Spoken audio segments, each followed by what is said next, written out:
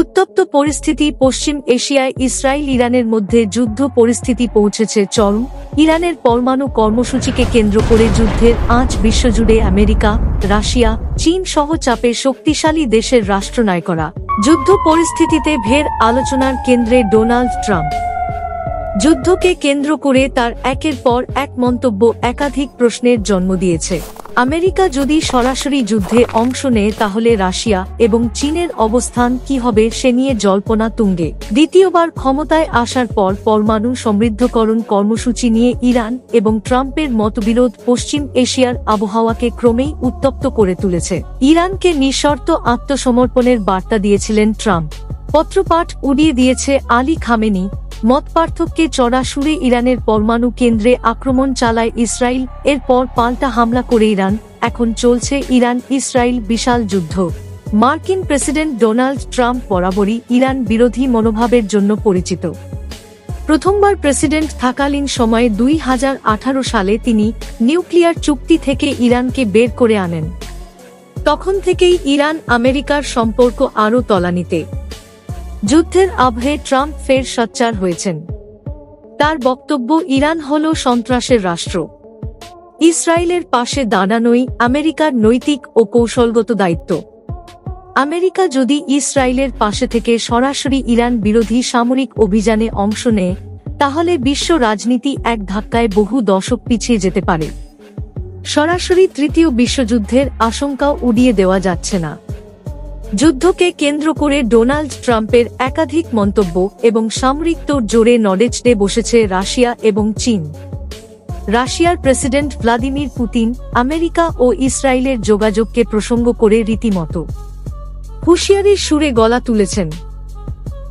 America সরাসরি যুদ্ধে নামছে ভেসে আসে রাশিয়ার প্রেসিডেন্ট ভ্লাদিমির পুতিনের এক প্রকারের হুঁশিয়ারি।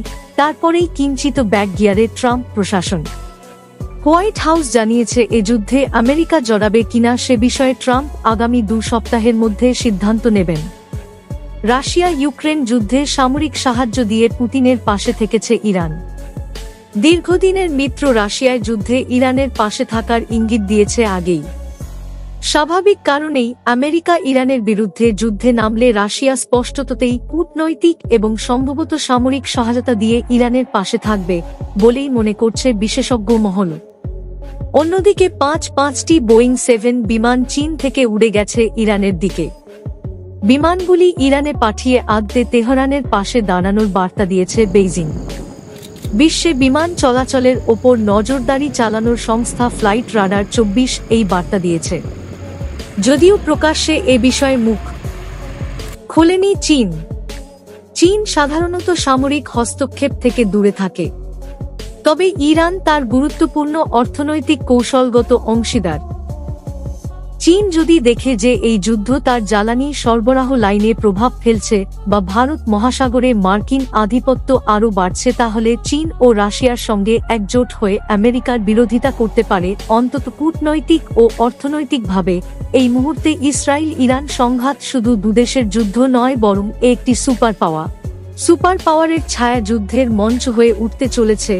ইসরায়েলের আগ্রাসনের বিপক্ষে বহুদিন ধরেই দুদেশের সম্পর্ক আদায় কাজ করায়। ট্রাম্পের নেতৃত্বে যদি আমেরিকান প্রশাসন আরও আগ্রাসী পথে হাঁটে তাহলে এই যুদ্ধ অনিবার্যভাবে রাশিয়া ও চীনকেও টেনে আনবে বিশ্বমঞ্চে।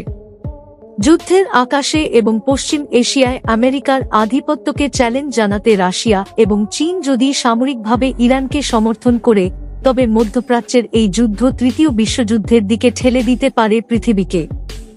এই সম্পর্কে আপনার মতামত কি তা অবশ্যই কমেন্ট করে জানান। এই বিষয়ে আরও নতুন ভিডিও পেতে আমাদের চ্যানেলটি সাবস্ক্রাইব করে রাখুন।